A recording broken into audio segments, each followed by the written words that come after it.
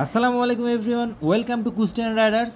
গতকাল রাতে আপনাদেরকে শাম্পান ক্যাফে অ্যান্ড রেস্টুরেন্টের লোকেশন চেনানো হয়েছে।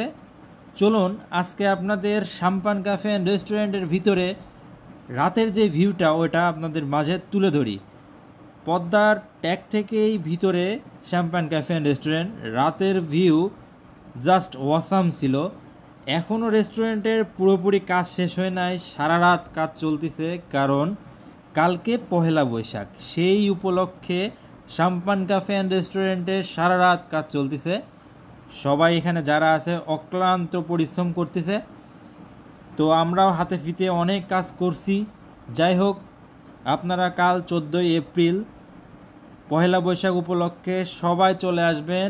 এখানে পান্তা ইলিশের ব্যবস্থা করা হয়েছে, আরও আইটেম থাকবে যেহেতু কালকে গ্র্যান্ড ওপেনিং। আর ওপেনিং যেহেতু পহেলা বৈশাখে, তাই পান্তা ইলিশ দিয়ে গ্র্যান্ড ওপেনিং স্টার্ট হতে যাচ্ছে। সো জায়গাটি ভালো লেগে থাকলে অবশ্যই আপনারা জায়গাটিতে একবার হইলেও এসে ঘুরে যাবেন। আর পরবর্তীতে আপনাদের মাঝে আরও আরও সুন্দর সুন্দর ভিডিও আসবে ইনশাল্লাহ।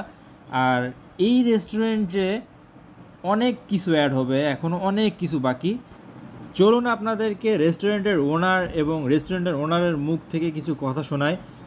আপাতত কাব্য ভাই নাই, এখন রবিন ভাই আছে প্রেজেন্ট। সো রবিন ভাইয়ের মুখ থেকে আপনাদেরকে রেস্টুরেন্ট সম্পর্কে কিছু শোনাই। আসবেন, আমাদের স্পেসটা দেখবেন, যদি ভালো লাগে অবশ্যই মানুষের সাজেস্ট করবেন। গাইস, আমার ভাইয়ের কাছে কিছু কোশ্চেন আছে। এটা কিন্তু অনেক জায়গায় অনেক নিউজ হয়েছে। তো ভাইয়ের এই রেস্টুরেন্ট নিয়ে আর কি কি প্ল্যানিং আছে এই প্লেসে, আর এখানে প্রতিটা কাস্টমার অ্যান্ড যারা এখানে পর্যটকরা আসবে বাইরে থেকে, অন্যান্য জেলা থেকে আসবে, তাদেরকে নিয়ে কি প্ল্যানিং, আর এই প্লেসটা নিয়ে ভাইয়ের প্ল্যানিংটা কিন্তু সে আমাদেরকে এখনো অবজার্ভ করে নাই বা বলে নাই। এই জায়গাটা নিয়ে জাস্ট কাজ করে যাচ্ছে আজ টানা 3 দিন।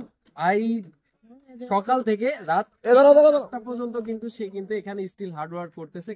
জাস্ট আপনারা ভাইয়ের কাছ থেকে শুনতে যাচ্ছি। জি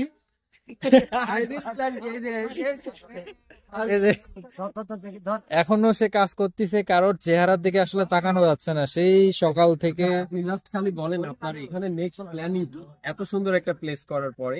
এটা প্ল্যানিংটা আসলে নট শর্ট করার চিন্তা। কুষ্টিয়াতে আসলে সেরকম কোনো স্পেস নাই যেখানে মানুষ এখানে এগুলো সময় কাটাবে, সবই জানছি।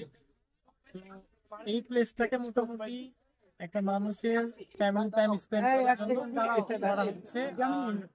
আর শুধু এটা না, সামনে আরো প্ল্যানিং আছে। এখানে পটঘর হবে, দোতলা হবে, তার জন্য ঘর হবে। তো তখন হয়তো চেঞ্জ আরো আসবে, এটা জাস্ট প্রথম পর্যায়ে। এরপরে ইনশাল্লাহ আরো চেঞ্জেস আসবে, সময় হলে ইনশাল্লাহ দেখা যাবে।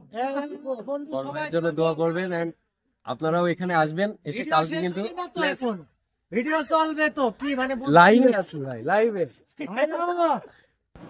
সো রেস্টুরেন্ট সম্পর্কে আপনাদের যথেষ্ট ধারণা হয়েছে আশা করি।